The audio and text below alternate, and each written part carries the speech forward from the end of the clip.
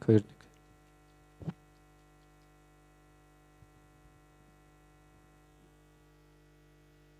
нэг хоёр юм эхлээд асуух гэсэн. Ромор 42-ыг яаж бичдгийг мэддэг хүн байна уу? Ром цифрээр 1 байгаа юм байна. 2 3 4 5 10 хэдэн хүн байгаа юм байна те. За дараагийн асуулт нь юу гэхээр миний хойно гарч байгаа зурагны гол дугаар нэг юм цэнхэр зураг биш үү те. Юу нь мэддэхгүй нэг юм сонио зураг байна те. За тэр яг юуны зураг вэ гэдгийг таах сонирхолтой эсвэл мэдж байгаа хүн байна уу? Чи яасан их юм мэддэм бэ? 1 2 за ихийнх нь бас мэдж байгаа юм байна те. За тэгэхээр хойно бид нар юу харж байгаа вэ гэхээр өнөөдрийн квант физикийн хамгийн том ололтууд, хамгийн том одоо лаг гэж хэлж болох бүх зүйлүүдийг хэдүүлээ харж байгаа юм гэсэн.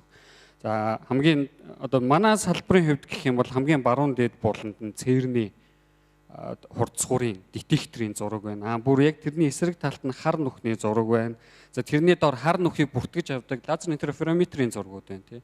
Тэгэхээр эднэр бол өнөөдөр бид нэр квант физикийг ашиглаад хийж байгаа технологийн хамгийн том ололтуудын нэг гэсэн. За квант компьютер байна, электрон микроскоп гэж байна. Түрүүний голын цэнхэр зураг бол хамгийн сүүлийн үеийн технологиг ашиглаад одоо квант микроскоп гэсэн технологийн дэвшлүүд явж байгаа. Тэрийг ашиглаад ус төрөгчийн атом хийж үзсэн. Ус төрөгчийн атомын зургийг авч үзсэн байна. Тэгэхээр нэг иймэрхүү байдлаар ус төрөгчийн атом маань харагдах нэ гэсэн зураг. Гэтэл өнөөдөр энд нэг асуулт байна. Бид нар квант механикийг ашиглаад, квант физикийг ашиглаад ийм лаг юмнуудыг хийж байна тий. Одоо наадхан цэцгийн тоосны зургийг би бас энд оруулсан байгаа байхгүй. Цэцгийн тоос энэ хар цагаан өнгөтэй энэ зураг шиг ингэж байна. Цэцгийн тоос гэдэг чинь маш жижиг юм байна шүү дээ. Тэрийг хүртэл бид нар өнөөдөр авч чадна. Гэдэг нь өнөөдөр бид нар квант физикийг маш сайн хэмжээнд ашиглаж чаддаг. Гэтэл яг энэ квант физик чинь өөрөө тэгвэл юу юм бэ гэж асуух юм бол бүр 100 жилийн өмнө анх үүсчээснээсээ эхлүүлээл дотроо нэг асуудалтай эхэлсэн. За тэр асуудал юу вэ гэдэг асуулт. Дагнсан гинжиг таслаад өгөөч гэдэг тоглоом тоглодог хүмүүс байна одоо. Ихийнх нь мэдчихэж штэ.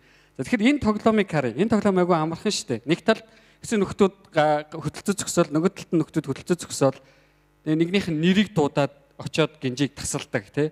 За тэгэхээр нэг талд нь хос байна, нөгөө талд нь хэдэн хүүхдүүд байна гэж бодъё л та. Тэгэхээр энэ тоглоомыг хэдүүлээ өдөр тутамдаа тоглохоор яадаг гэхээр одоо манай хосын нэг хүүн нөгөө тишээ гүүгээд намуна номин хоёрын гинжийг таслая гэж бодъё тий. Ганцхан энэ нэг л гинжийг таслана тийм үү. Бид нар өдөр тутмын тоглоомд.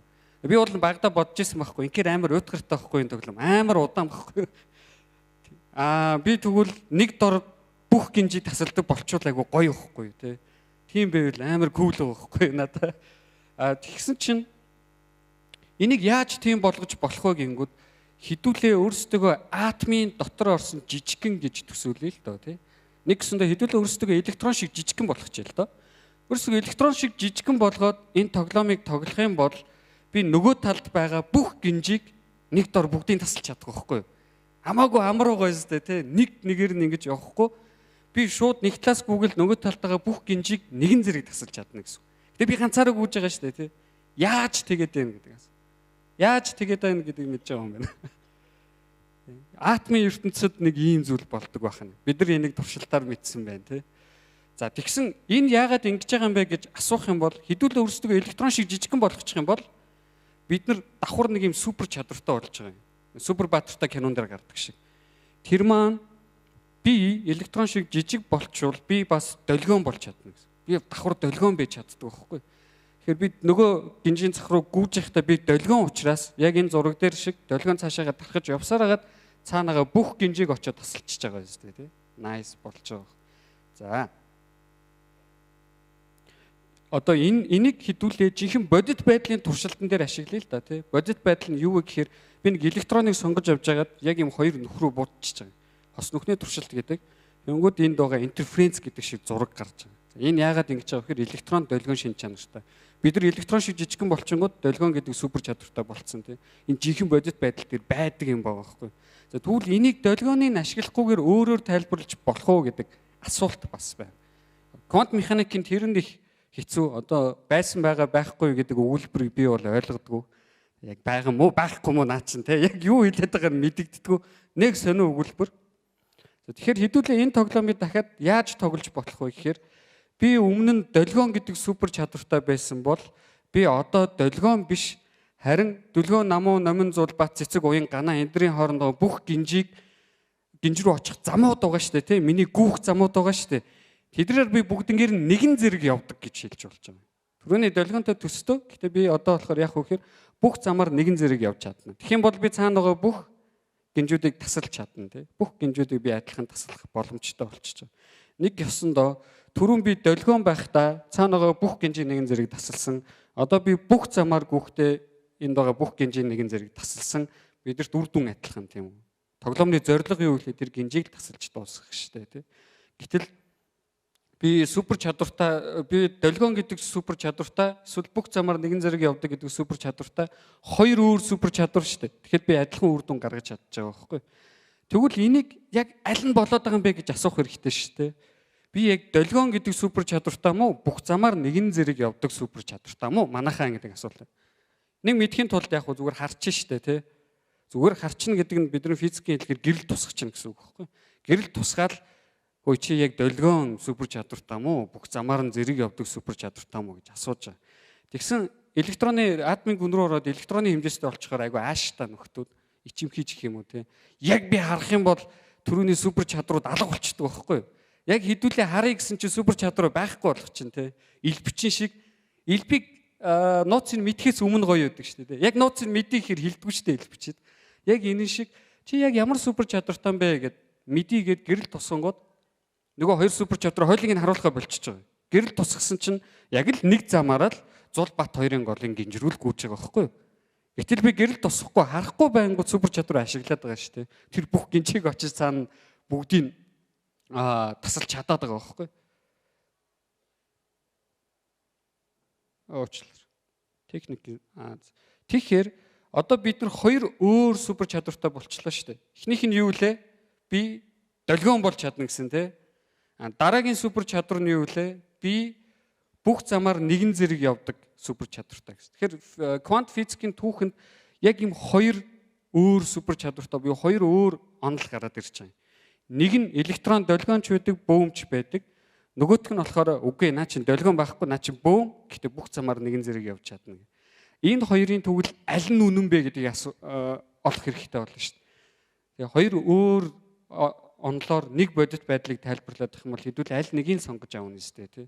Баян хуулийг нь ашиглаад байвал наадсах нь дэвтрийн цаасан дээр ч гэсэн их цаас өргөдөн шүү дээ.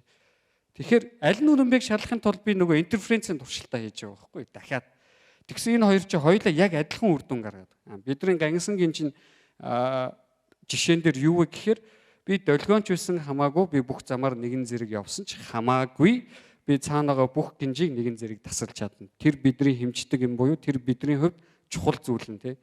Гэтэл хоёр өөр бодит байдал өгöd. Нэг нь би долгион яг юу ч юм тий. Тэр нөгөөх нь болохоор би бүх замаар нэгэн зэрэг явна гэх шиг тий. Бүх замаар нэгэн зэрэг явна гэдэг чинь юу гэсэн үг вэ? Та нар яг одоо сайконд оролцож байгаагаа зэрэг за зарим гэртээ бисээ тоглож иж болно, зарим хөгжмийн хичээлдээ сууж иж болно тий.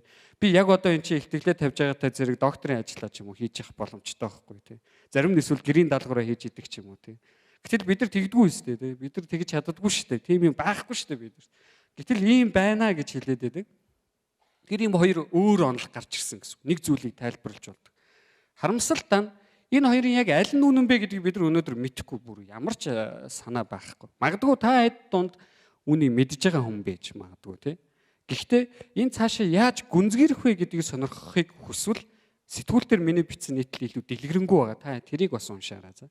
Тэгэд өөрөөгөө бодохгүй би энийг тайлбарлах боломжтой үү? Магадгүй ирээдүйд үүнийг тайлбарлах дараагийн Эйнштейн та нарын донд сууж байгаа шүү дээ. Бид нар мэдэхгүй тий. За. Гэтэл энэ асуудал өөрөө квант физикийн гүнд нь байсан баг. Анхнаас үүсгэтэл энэ асуудал бий болсон. Өнөөдөр энийг бид нар мэд. Квант физик үүсээ 125 жил болж байна. Тэгэхэд бид нар өнөөдөр яг аль нь үнэн бэ гэдгийг мэд. Яг аль нь одоо жинхэнэ бодит байдлыг илэрхийлдэг вэ гэдгийг мэдэхгүй тий. Үүнээс цааш юу байгаа вэ гэдгийг мэдэхгүй. Тэгэхээр ирээдүйн физикч нар маань энийг бас судлахыг зорж байгаа. Гэтэ энд бид нар нэг зүйлийг мэдчихэж байгаа. Тэр юу гэхээр хичнээн би энэ квант механик, квант физикийн гүнд ямар аль нь үнэн бэ? Долгион супер чанартай мó бүх замаар нэгэн зэрэг явдаг супер чадвартай мó гэдгийг мэдэхгүй ч гэсэн би энийг өнөөдөр маш сайн жолоодож сурсан. Квант физикийг би маш сайн жолоодож сурсан. Нэгснэ би электроныг жолоодож сурчихаар электроникийн салбар үүсээд компьютер гэж бид өнөөдөр мэднэ шүү дээ, тий.